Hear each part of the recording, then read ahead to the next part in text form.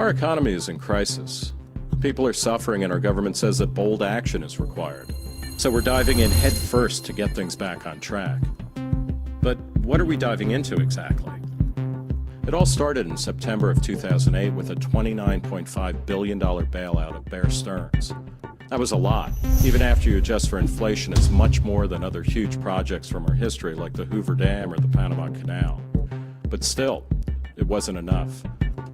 So we committed another $97.2 billion for Bank of America, $97.4 billion for auto companies, and $112 billion for AIG. That's almost as much as the $115 billion we spent to rebuild Europe after World War II. Add in another $139 billion for GE and $235 billion for Citigroup, and that's $710 billion to bail out banks and big corporations. But that's just the start. We're spending another $300 billion for homeowners who can't pay their mortgages, which is slightly less than the cost of World War I, but not as much as the $400 billion we're spending to prop up Fannie Mae and Freddie Mac. These numbers are simply huge.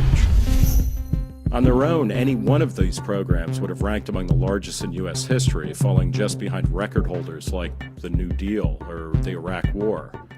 But add in the additional $700 billion we're spending to buy up bad loans through TARP and the $787 billion stimulus package.